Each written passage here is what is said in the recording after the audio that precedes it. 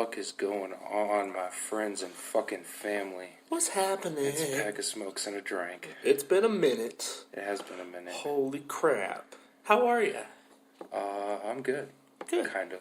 How are you? Kind of. What do you mean, kind of? Kind of. That holiday spirit is starting to kick in, and by that I mean depression. Oh.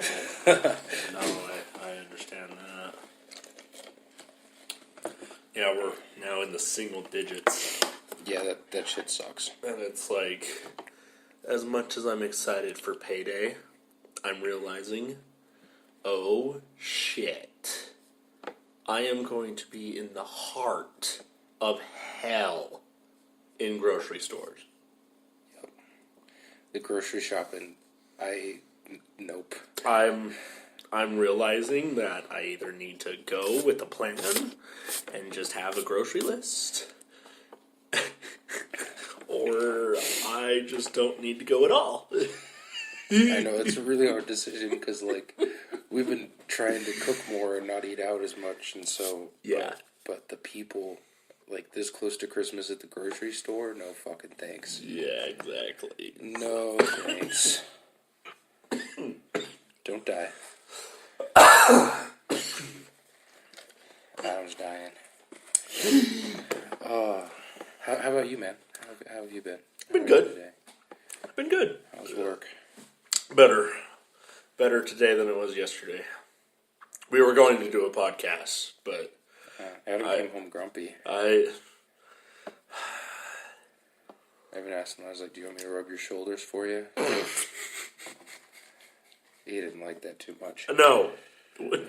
I would have. That's what a good friend would do. The problem is, my shoulders are where, like, all my stress is. Exactly. Like, so you would have just been like, oh. No, I gotta get, like, somebody who can really, like, get in there. As provocative as that one sounds, but, yeah. It's one of those. God damn it. But, I don't know, it was a much better day than yesterday. Because yesterday,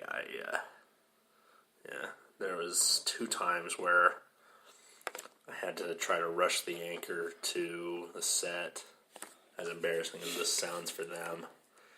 But we didn't get them there, so we rolled with the punches and went with what we had. And Adam described, like, some of what he does when he's, like, floor directing, right? Yeah. And it really seems like he works with children. Like, when I'm at work, like, I know where I need to be, and I'm there when I need to be there. And these fucking people just sound like the dumbest motherfuckers on the planet. I'm not bashing them. Believe me, I'm not, because I work with them. But they have done this for as long as I've been born. The least they can do is be in their spot when they fucking need to be. Yeah. There's nothing noise you make when you come. No. Well, I don't know exactly. You don't know exactly? I don't know if I like made a audible sound. It all just was happening so fast, you were just like, you know, I didn't even think I'd get this far. Bingo. That's exactly where it's at. Oh, that's great. It's usually actually where it ends up is just like, oh, didn't think I'd get this far. Alright. I just roll with the punches. I like to keep people guessing. I know. You weirdo. Sometimes I'll tell people that I don't make any noise at all. Sometimes I tell people that I just let out a brutal death growl when I come. God damn it. Yeah, don't actually do it. We got a roommate underneath us. Yeah, I'd piss some people off. We're trying to stay a little quiet that way. Just a little bit. We don't. Our question of the day today is, what is your guilty pleasure music? What's something that you only listen to in private, really? Because because you find it embarrassing. Oh God, I'm gonna need a minute on this one. Yeah. Oh fuck. What about you? Like that guilty pleasure band that you put in your headphones or whatever. You're driving in your car alone, and you're like, the problem is I'm trying to like narrow it down to what it actually is, because I have a lot. I have a lot of songs that people are just like, dude, you listen to this, and it's like, you don't? Like, I don't know. I see that a lot. Like the Justin Timberlake, I can't. I can't. I can put up with a lot of the shit you throw my way, but I can't take it seriously. The Justin Timberlake one is actually pretty funny. However, just because my sister was into, like, the Backstreet Boys, NSYNC, and so that's where that one kind of, like, originated from. And she continued to follow him even after, like, they broke up and everything. Well, the thing is your sister is a woman. I understand that, but her being my older sister, and she geeked out on this whole, like, boy band thing. I mean, I kind of see that. Like, she also geeked out over Britney Spears, so we're not going there. When I was little, like 5 or 6 years old, I used to have a crush on Britney Spears. Then she shaved her head, and you were like, "Oops, nope." Hey, I had a Britney Spears moment. My hair's starting to grow back, just barely. But I had a Britney Spears moment and shaved my head. It happens sometimes. You're just like, you know what? I've got too much on my fucking plate right now to worry about my fucking hair. The thing is, I got too much of a thin line, and so it's like, everything else, I literally have a mark of where my headset goes. Like, it's fucking weird. Whenever I wear a headset, I feel like I'm an NFL coach. I want to yell at people. We're not posing for football cards, offense.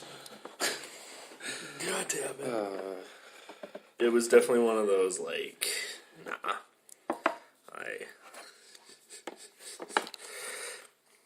I don't know. I want to be a director for the news, but at the same time, I don't want to deal with their shit. Like, and it's only for a couple bucks. Like, a couple dollar raise. A couple dollars goes a long way, though. You say that. Which, according to Source, I'm making about $29,000 a year. That's really low on the spectrum. Yeah. However, because of their $2 extra whatever, they're making like 35 or so. I was at 36 at Del Taco. So, it's a thing, and it beats a normal job. But the shit you have to endure, and quite honestly, I don't want to fucking deal with half of it. Like, I already don't like half of the people that I do work with on a day-to-day basis. And even then, it's just more or less like, you know what, I have to deal with you on a day-to-day basis. I'm going to just be as civil as I possibly can. Because in the end, if you be, like, not credible, if you're, like, mean to them, yeah, people don't want to help you out when it's, like, when you're in crisis. You know what I mean? Yeah. And so it's like, no, just be a good person. That's why I like being the boss. If I don't like somebody, if they're just being dicks, I can do something about it.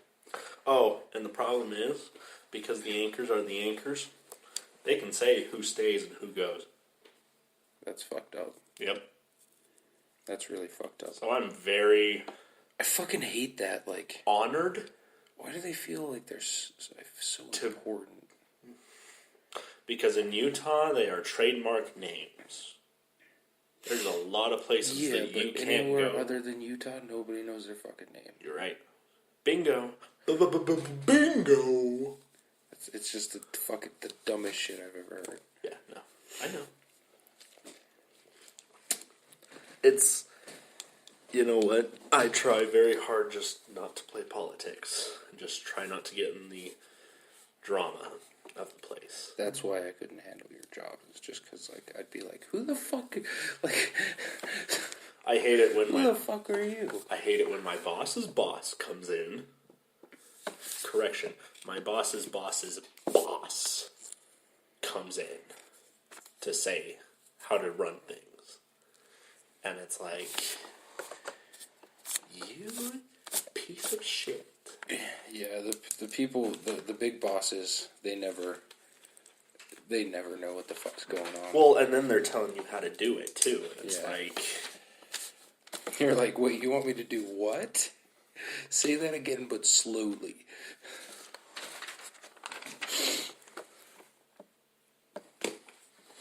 And so I don't know. He gives me a bad vibe whenever he walks in the room, too. That's how the area manager for Del Taco was. Every time I pull in the parking lot and she'd be there, because I worked a swing shift, so usually she'd already be there when I got there. Yeah. And I'd be like, God damn it, this is what I'm fucking doing today? Yep. This is what I'm dealing with today? God, I hated that bitch.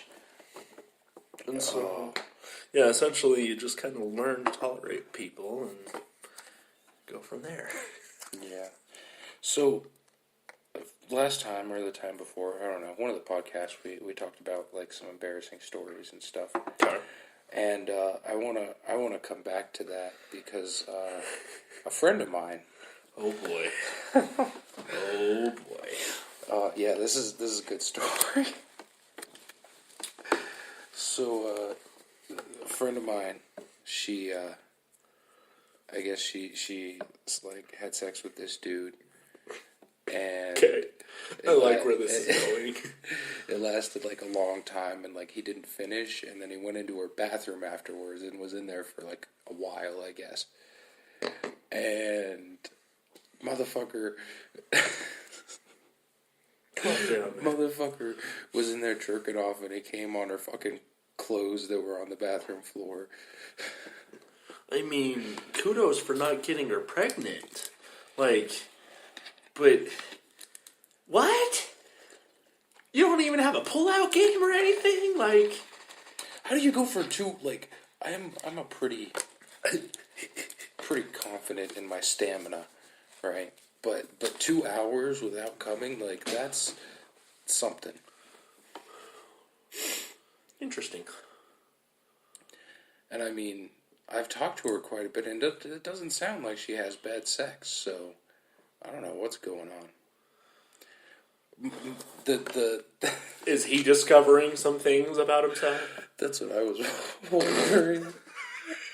I'm sorry. Either I that went there. Or the best case scenario, I feel like this could go, is she talks to some other girl someday, maybe even like 10 years from now, she talks to some other chick and tells her that story, and this other chick is like, no way, it happened to me too.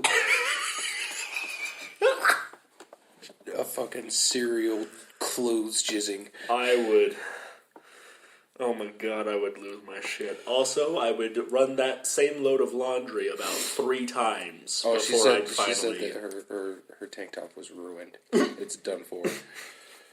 I've been giving her so much shit about it, too. I'm gonna bet it was lace. I'm gonna bet anything. Oh, that's great. What's the weirdest place you've ever busted a nut out? I hope nobody's listening to this from work. At work? At work. But, it was downstairs. Like in a bathroom or like in a creepy basement?